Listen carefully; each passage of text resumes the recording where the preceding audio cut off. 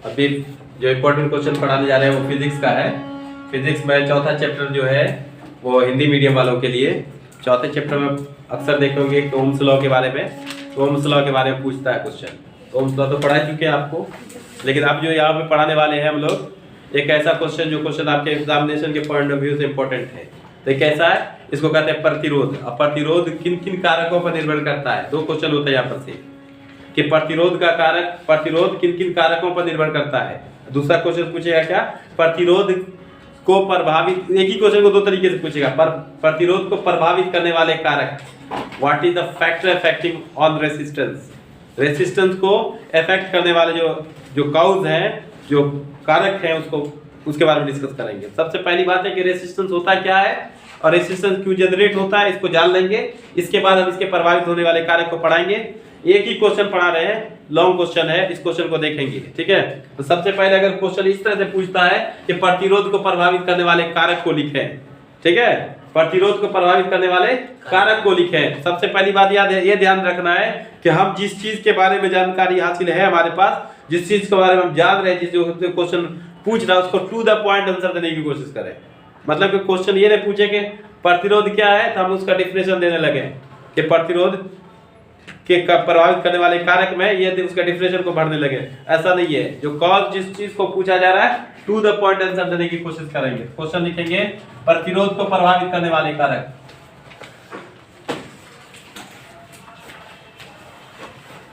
प्रतिरोध को प्रभावित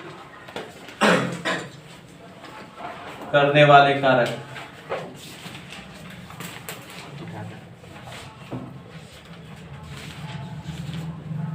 सबसे पहली बात है कि इसको इंग्लिश में क्या कहते हैं, फैक्टर अफेक्टिंग, फैक्टर अफेक्टिंग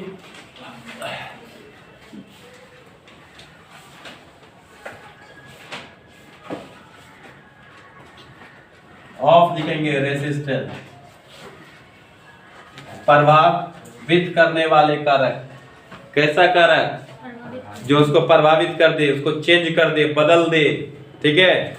जैसे मान लेते हैं कि हम एक, वो पहली बात है कि हम आपको बेसिकली जानेंगे प्रतिरोध जो होता है क्या है, वो ये होता है क्या और होता जनरेट क्यों होता है, पैदा क्यों होता है, उत्पन्न क्यों होता है। तो प्रतिरोध कब उत्पन्न होता है, जब किसी चालक में करंट को प्रवाहित करते हैं, जब किसी चालक में करंट को प्रवाहित करते हैं, करंट को बहाते हैं। अगर करंट नहीं बहाइएगा तो प्रतिरोध जनरेट नहीं होगा, प्रतिरोध उत्पन्न नहीं होगा। प्रतिरोध को उत्पन्न करने के लिए करंट का फ्लो होना जरूरी है। वैसे जैसे हमको घर्षण प्राप्त करने के लिए चलना पड़ेगा, घर्षण प्राप्त करने के लिए हमें चलना पड़ेगा, गति की आवश्यकता होगी, उसी तरह से जब किसी चालक से धारा बहेगा तो धारा बहेगा तब प्रतिरोध उत्पन्न होगा। याद रखना है कि प्रतिरोध किसी धारा का गुण नहीं है, किसी करंट की प्रॉपर्टी नहीं है, ये मटेरियल की प्रॉपर्टी है। किसकी प्रॉपर्टी है, मटेरियल की। जैसे आपके अंदर ईमानदारी है तो आपकी प्रॉपर्टी है। मान लिया कि पैसा देके गिरा हुआ कहीं पर है, कोई करेंसी गिरा हुआ है, हम उठा रहे हैं उसको, कोई लोग नहीं उठा रहा है, कोई आदमी ईमानदार है, तो ईमानदार आदमी की प्रॉपर्टी है ईमानदारी, ठीक है ना, कि पैसे की प्रॉपर्टी है ईमानदारी, ठीक है। तो सेम चीज वैसे ही है यहाँ पे, रेसिस्टेंस किसी करंट की का गुण नहीं है, किसी धारा का गुण नहीं है, ये किसका गुण है, ये पदार्थ का गुण है। उसी तरह से जैसे घर्षण किसी सतह का गुण है, गति का गुण नहीं है। जब कभी गति में आइएगा तो घर्षण उत्पन्न होगा, नहीं आइएगा आराम से वो भी रेस्ट करना है। तो घर्षण में आने के लिए गति में आना आवश्यक है।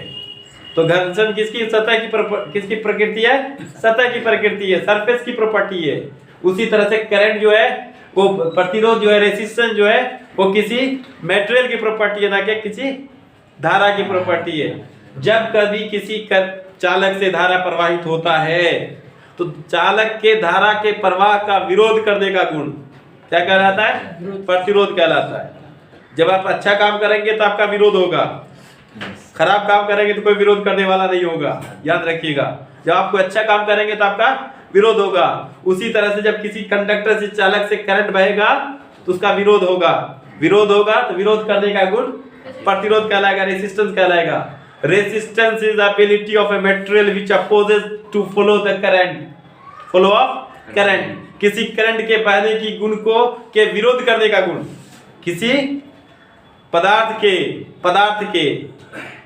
में धारा के, वर्ड को सुनिएगा, किसी पदार्थ में धारा के प्रवाह के विरोध का करने का गुण क्या कहलाता है? प्रतिरोध कहलाता है। ये प्रतिरोध डिपेंड करता है किस बात पर? चालक की लंबाई पर। किस बात पर डिपेंड करता है? प्रतिरोध डिपेंड करता है, प्रतिरोध निर्भर करता है पहली बात चालक की लंबाई पर, चालक की लंबाई पर, मतलब length of wire, length of conductor, लंबाई पर। ठीक, तो कैसा होगा? लंबाई बढ़ेगी तो प्रतिरोध बढ़ेगा, लंबाई बढ़ेगी तो प्रतिरोध बढ़ेगा, लंबाई घटेगी तो प्रतिरोध घटेगा। ये कौन सा प्रोपोर्शनल होगा? इसको डायरेक्टली प्रोपोर्शनल कहेंगे। इसको क्या कहेंगे?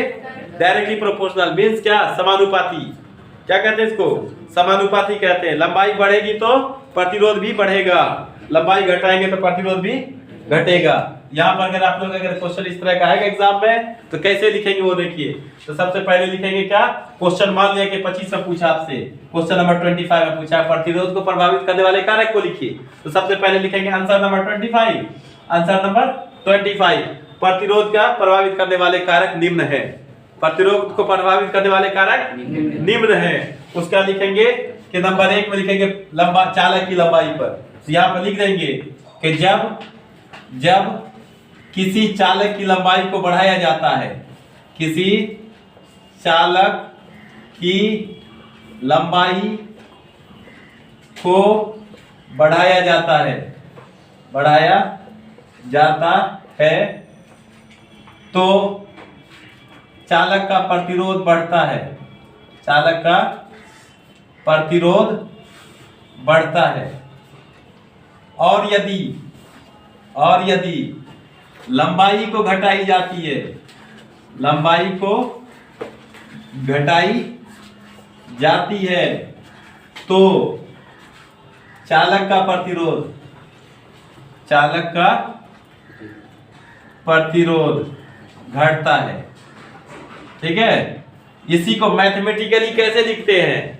मैथमेटिकली गणितीय रूप में कैसे लिखते हैं? R इज प्रोपोर्शनल टू क्या होगा?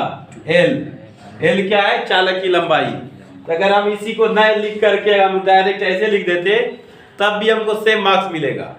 ठीक है, हम सिर्फ इतना लिखेंगे चालक की लंबाई पर लिखेंगे और उसके बाद ये लिख देंगे R is proportional to L, फिर भी उतना ही मार्क्स मिलेगा। आप एक लाइन लिखने वाले होंगे इतना तो। लेकिन क्योंकि एग्जाम में मतलब पेज भी भरना होता है तो इसलिए लोग क्या करते हैं, इसको लिख देते हैं। लेकिन ये कोई जरूरी नहीं कि आप इसको लिखिएगा, आप डायरेक्ट लिख सकते हैं R is directly proportional to L। या L क्या है? लेंथ ऑफ वायर है। R क्या है? रेसिस्टेंस है। जब कभी लंबाई बढ़ेगी तो रेसिस्टेंस बढ़ेगा, लंबाई घटेगी तो रेसिस्टेंस घटेगा। ठीक, ये हुआ डायरेक्टली प्रोपोर्शनल। उसके बाद दूसरी चीज है, दूसरा फैक्टर है, वो क्या है? उसका क्रॉस सेक्शनल एरिया, उसकी मोटाई, उसके अनुप्रस्थ काट का क्षेत्रफल। क्या कहते हैं? अनुप्रस्थ काट का क्षेत्रफल का मतलब क्या हुआ कि जैसे ये हमने एक वायर लिया, वायर इतना मोटा है, इसका जो क्रॉस सेक्शनल एरिया क्या हुआ? ये इसका क्रॉस सेक्शनल एरिया होगा। इसी को हिंदी में कहते हैं अनुप्रस्थ काट का क्षेत्रफल, क्रॉस सेक्शनल एरिया। तो क्रॉस सेक्शनल एरिया जितना बड़ा होगा रेसिस्टेंस उतना कम होगा, उल्टा होगा। ठीक है, क्या लिखेंगे? नेक्स्ट लिखेंगे सेकंड नंबर में चालक के अनुप्रस्थ, अनुप्रस्थ एक चैनल का भी नाम होता है, अनुप्रस्थ काट के क्षेत्रफल पर। मतलब क्या हुआ? मतलब क्या कि अगर मोटाई बढ़ाएंगे, अगर मोटाई बढ़ाएंगे तो उसका प्रतिरोध घटेगा। ठीक है, ऐसे नहीं जानते हैं मोटा आदमी ज्यादा कम ताकत होता है ना, अब पतला आदमी ज्यादा ताकत वाला होगा, तो यहाँ तार के लिए वही लागू होता है, लेकिन हमेशा ऐसा नहीं है। ये एक एग्जाम्पल है। ठीक है, R प्रोपोर्शनल है किसके? इनवर्सली प्रोपोर्शनल है कि मोटाई बढ़ेगा प्रतिरोध कम होगा, मोटाई कम कर देंगे, प्रतिरोध बढ़ जाएगा। इसी वजह से देखते हैं पोल पर जो वायर जाता है मोटा वायर रहता है, उस पर अगर अपने घर वाला वायर लगा देंगे क्या होगा, पिघल के गिर जाएगा। ठीक है, ज्यादा करंट है इसलिए क्या होगा, रेसिस्टेंस ज्यादा होगा। उसको कम करने के लिए तार को क्या कर दिया गया, मोटा बना दिया गया। तो मोटे तार का प्रतिरोध क्या होता है, कम होता है, और पतले तार का प्रतिरोध, इसी वजह से पतला तार जल्दी पिघल जाता है। घर में ना एक ही बात से आप क्या करिए, गीजर को कनेक्ट कर दीजिए, मोटर को कनेक्ट कर दीजिए, सबको चला दीजिए एक बार, क्या होगा, पिघल जाएगा। क्यों पिघलेगा, क्योंकि पतला वायर है ना, उसका रेसिस्टेंस ज्यादा हो गया, प्रतिरोध ज्यादा हो गया, तो क्या होगा, पिघल जाएगा। तब अब क्या करेंगे, तीसरा चीज क्या है, तीसरा क्या है, तीसरा बच्चों पदार्थ की प्रकृति पर, किस पर, पदार्थ की प्रकृति पर। देखो इसको कहते हैं क्या, लेंथ ऑफ वायर, इंग्लिश में लिख देते हैं, नहीं तो बच्चे कहेंगे कि सर शायद लेंथ ऑफ कंडक्टर। ठीक है, इसको क्या कहेंगे, cross sectional area, cross sectional area of conductor, of conductor. देखिए कंडक्टर बस में होता है ना, और बस में चालक भी होता है, इसलिए हिंदी इंग्लिश को मिला दिया, चालक को कंडक्टर से मिला दिया ना। देखिए चालक बस से ले लिया और उसी का कंडक्टर ले लिया इंग्लिश से। हाँ, हमारे बस में चालक होता है, किसको, ड्राइवर को कहते हैं, और कंडक्टर जो उसका सपोर्टर रहता है ना। लेकिन यहाँ क्या उल्टा है, ट्रांसलेशन ही उल्टा हो गया। चालक के अनुप्रस्थ का क्षेत्रफल मतलब cross sectional area of a conductor, conductor का क्रॉस सेक्शनल एरिया जितना मोटा रहेगा, बड़ा रहेगा, उतना रेसिस्टेंस कम होगा, एरिया ज्यादा रहेगा, रेसिस्टेंस कम, उल्टा रिलेशन रहेगा। ठीक, नेक्स्ट क्या है, नेचर ऑफ मटेरियल। क्या है, नेचर ऑफ मटेरियल। नेचर जैसा रहेगा वैसा काम होगा, वैसा ही करंट बहेगा, वैसा ही रेसिस्टेंस जनरेट होगा। ठीक है, ज्यादा रेसिस्टिव होगा मटेरियल, पदार्थ में ज्यादा क्या होगा, प्रतिरोध होगा, तो करंट कम बहेगा। ठीक है, जैसे मार्केट में भीड़ ज्यादा है तो आपकी गाड़ी स्लो चलेगी, पता है ना, नया गाड़ी खरीद लिए, ठीक है, नई गाड़ी खरीद ली, चला रहे एकदम जबरदस्त तरीके से, मार्केट में जब भीड़ रहेगी तो आपकी गाड़ी का स्पीड स्लो हो जाएगा, ऑटोमेटिकली होगा। डिपेंड करता है, रात के वक्त चला रहे थे, कोई नहीं, आराम से उड़ा जा रहे हैं, तो क्या हो जाएगा। तो ये पदार्थ की प्रकृति पर, पदार्थ कैसा है उस हिसाब पर डिपेंड करता है। ठीक है, नेक्स्ट क्या, लास्ट क्या है बच्चों, ताप पर। चौथा क्या है, ताप पर, टेम्परेचर पर, ताप पर। आप गर्म करके कर रहे हैं तो क्या होगा, टेम्परेचर पर। ठीक है, देखिएगा, याद रखिएगा, एक क्वेश्चन यहाँ से ऑब्जेक्टिव बनता है कि किसी चालक के प्रतिरोध को, किसी चालक को गर्म किया जाता है तो उसका प्रतिरोध ए में होगा, बढ़ता है, बी में घटता है, सी में परिवर्तित नहीं होता है, डी में इनमें से कोई नहीं। क्या होगा, चालक को जब गर्म करेंगे तो उसका प्रतिरोध बढ़ेगा। ठीक है, चालक को जब गर्म करेंगे तो उसका प्रतिरोध बढ़ता है, चेंज होता है ना। तो देखिए चार चीज है, इस चार का ध्यान रखेंगे कि हमारा क्वेश्चन कंप्लीट हो गया, ये हमारे क्वेश्चन का आंसर कंप्लीट हो गया। और भी अगर अच्छे से लिखेगा कोई भी, मार्क्स ज्यादा लेने के लिए, क्योंकि हम क्या चाहते हैं कि दूसरों से ज्यादा मार्क्स आए हमें, तो दूसरों से ज्यादा मार्क्स लेने के लिए क्या करते हैं कि हम दोनों को इसको कंबाइन करके लिखते हैं। देखो इधर, इन दोनों को क्या करते हैं, कंबाइन करके लिखते हैं। ठीक है, इन दोनों को कंबाइन करके लिखेंगे, आर इज प्रोपोर्शनल टू किसके, आर जो है ना किसके होगा, एल बाय ए के, तो आर जो है ना बराबर हो जाएगा, इसको हटाएंगे, यहाँ पर ऐसे लगा देंगे इनटू एल बाय ए। इसका नाम जो है ना क्या, प्रतिरोधकता। क्या है ये, प्रतिरोधकता। इसको कहते हैं इंग्लिश में रेसिस्टिविटी। क्या कहते हैं, रेसिस्टिविटी, या इसी को कहते हैं दूसरे हिंदी में कहते हैं विशिष्ट प्रतिरोध। क्या कहते हैं, विशिष्ट प्रतिरोध। इंग्लिश में क्या कहते हैं, स्पेसिफिक रेसिस्टेंस, उसी का दूसरा नाम है रेसिस्टिविटी। विशिष्ट प्रतिरोध, उसी का नाम है प्रतिरोधकता।